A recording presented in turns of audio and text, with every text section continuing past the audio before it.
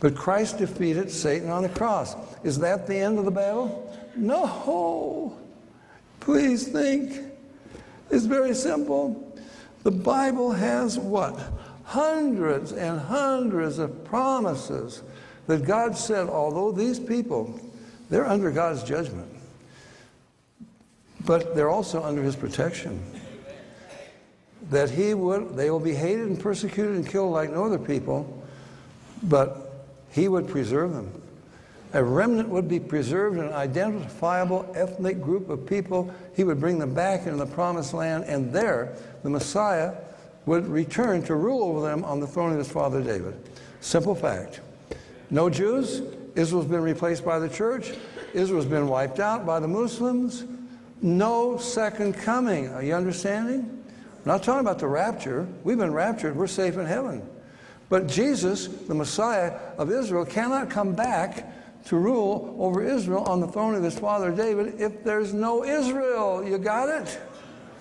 That's what this is all about in the Middle East, okay? And we are helping Islam in that. Get out of Gaza. Get out of the West Bank. Now, let's go down a little further in this verse. They scattered my people among the nations, and they parted my land. Now, Israel has been conquered by many nations down through history. The last, the Ottoman Turkish Empire. They held the Middle East for 400 years. Did any conqueror ever divide the land? Never. Never. Why would a conqueror divide the land? You keep it for yourself, right? Who would you give it to? Who would you give part of it to? First time in history, the land of Israel has been divided exactly as the Bible says. The British, they were the instigators to begin with. You remember? I want to ask you to remember all these things. The Balfour Declaration, 1917, Paris Peace Conference, 1919, Declaration of Principles by the League of Nations, predecessor of the UN, in 1922. The whole world recognized this place called Palestine belonged to the Jews. It was set aside by the nations of the world to be the national homeland of the Jewish people scattered all over. Britain was given the mandate to welcome them there. And what did Britain do? Betrayed the Jews. They kept Jews out. Holocaust survivors in half-sinking ships within sight of the Promised Land, driven back by the British Navy, put into camps. 1944, Hitler hadn't yet invaded Hungary. 500,000 Hungarian Jews untouched by the Nazis.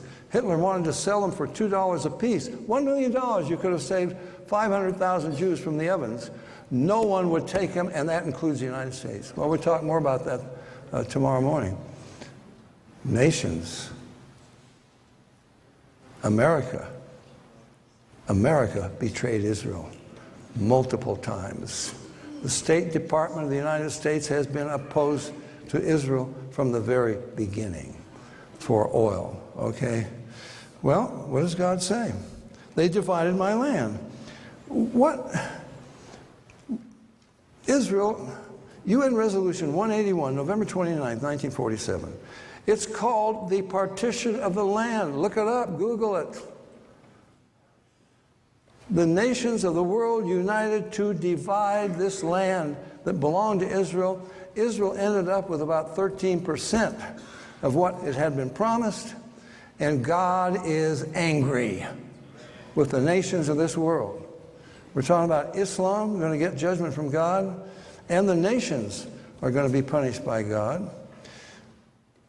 And what is the basis of every peace proposal since, including President Bush's roadmap to peace? Israel, give them a little more land. Give them a little more land. Oh, you're occupying Arab land. Give them a little more land, Israel. Give them a little more land. You divided my land, God says, and I am going to punish you. The nations of this world are defying the God of heaven. By the way, he's the God of Abraham, Isaac, and Jacob. 12 times, it says. He's the God of Israel. 203 times, it says. I don't know who you are. I presume most of you are really straight with the Lord. But if you don't like Jews, you don't like Israel, and you don't want to know the God of Israel, you do not know the true God. Because if you're going to know God, you're going to know him as the God of Israel. And there are many reasons for that. Why are these Jews so important? Well, without the Jews, there wouldn't be any Jesus. He's a Jew. The Messiah doesn't just step off of a UFO and say, voila, here I am. No, he comes with a pedigree. He comes with prophecies fulfilled. He comes with a history. He comes with an ancestry. You cannot deny it. You would have to know who the Messiah would be.